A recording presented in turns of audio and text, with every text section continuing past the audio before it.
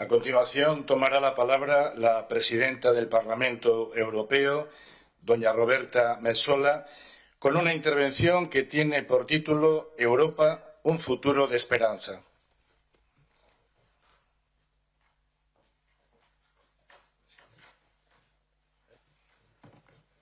Thank you very much. Good morning, Your Majesty, dear Mayor, dear Governor, dear friends.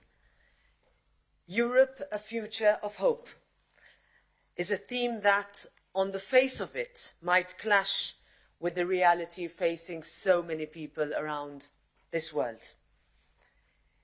We are living, one could say, through a perfect storm of global inflation, of food scarcity, cost of living increases, unemployment, and energy and electricity prices spiking.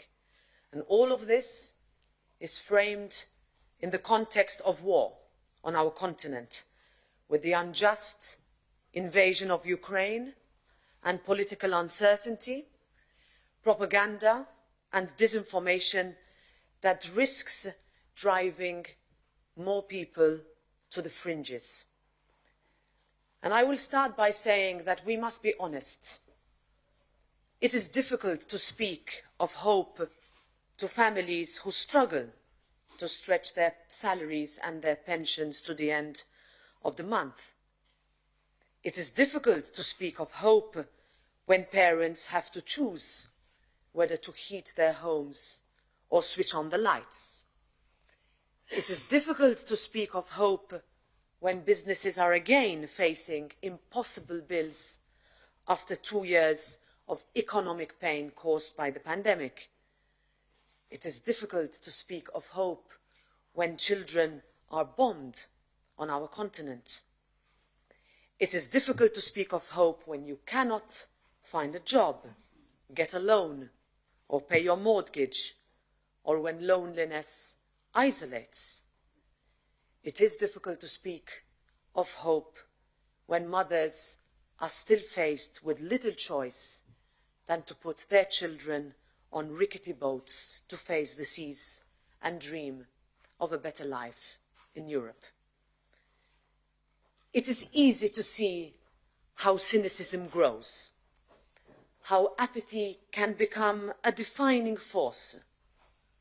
But I'm also here to say that out of this cauldron of crisis, Europe will emerge with answers.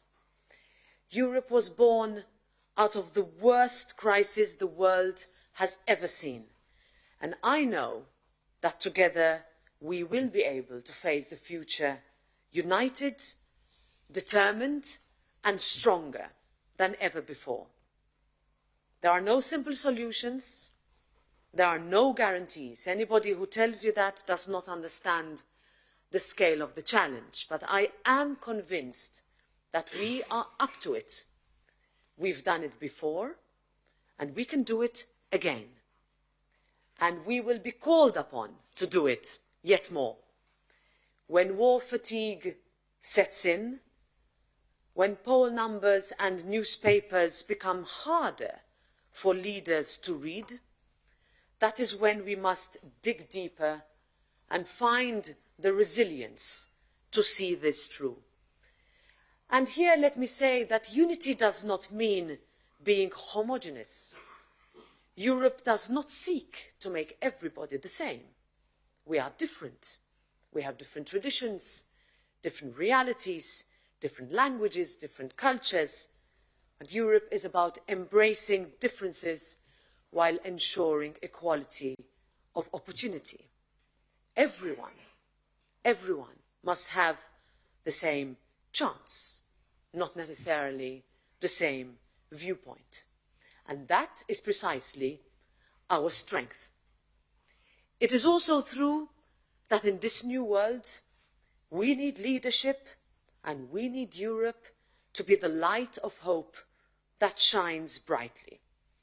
That is how we reaffirm our way of open societies, of liberal democracies, of individual liberties, free markets, and social safety nets that are here to stay To do this, we must stop taking Europe for granted.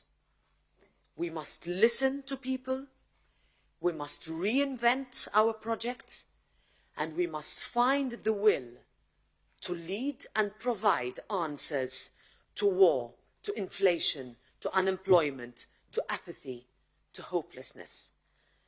The pandemic showed us that we are exposed when it comes to health. The Russian invasion has shown us that we are vulnerable when it comes to security and defense.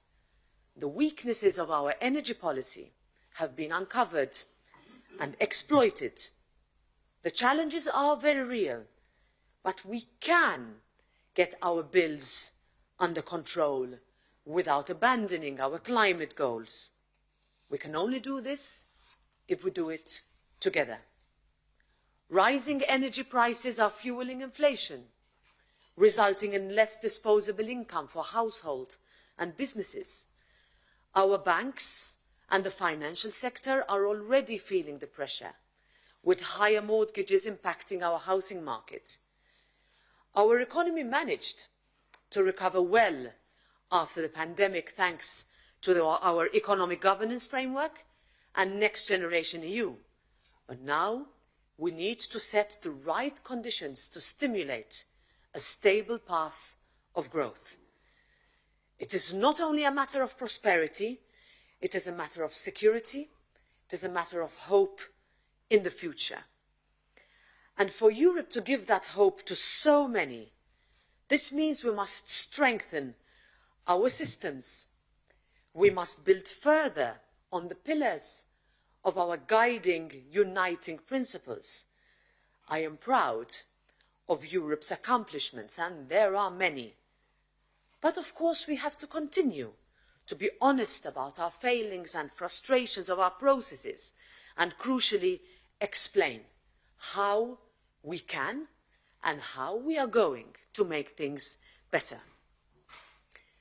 A question I get asked a lot is, why did you get into politics? I got into politics because I have always wanted to be able to answer the questions, no matter how difficult those questions are. I remain optimistic because throughout Europe we witness so many people, young people in particular, who want more Europe, not less Europe, who understand the power of Europe to affect positive change. And now is the time for us to recapture that spirit. Now is the time to see that spirit that was forged in the ashes of World War, founded in shared values and common purpose. When His Majesty the King addressed the European Parliament a few years ago, he underlined the importance of the principles and values that are the very foundation of Europe by saying freedom, equality, solidarity, the dignity of men and women, pluralism and the defense of human rights are the foundations that define us as Europeans. We must preserve and give effect to those values because our identity, our deepest convictions depend on them. These values are being challenged and threatened today, and fighting this threat is an imperative for people who believe in democracy.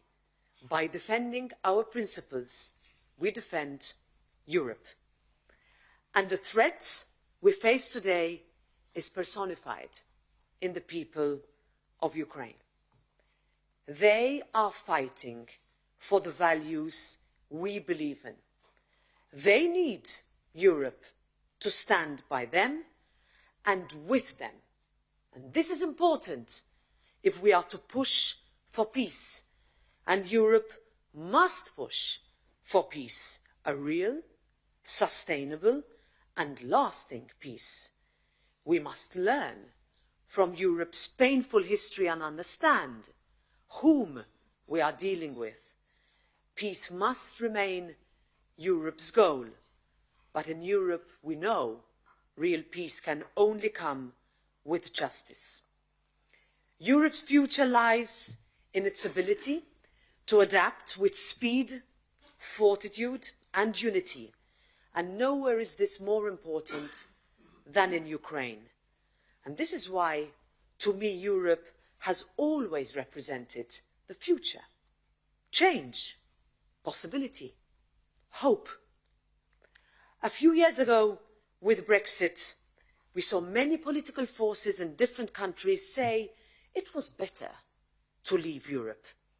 Today, no one says that anymore.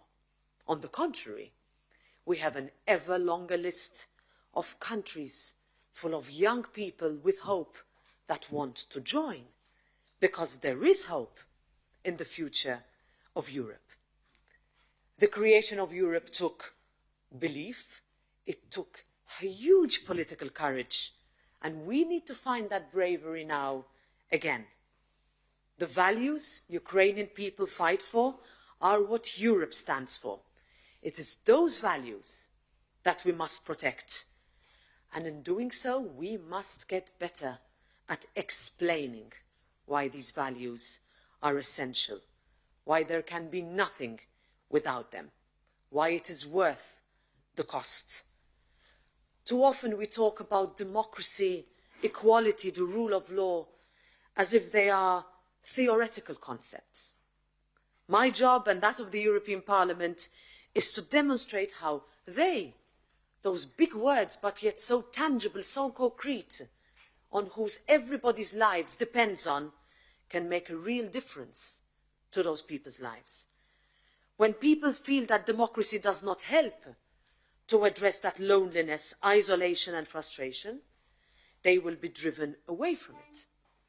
Economy and economics matters. Jobs matter. Dignity and education matter. Because of the extent of the economic gaps in society mean too many people feel alone and alienated, that is when they will feel that Europe has failed them. Politics is, at its very essence, about standing up, about ideas to make everybody's lives a little bit easier, a little bit fairer. Europa es el futuro. Cuento con la fe y el entusiasmo de los jóvenes líderes para que nuestro proyecto de esperanza se convierta en realidad para todos. That is how we can ensure that Europe defeats the onslaught of easy cynicism. That is how we can ensure our future is truly one that is filled with the endless possibilities of hope. Thank you.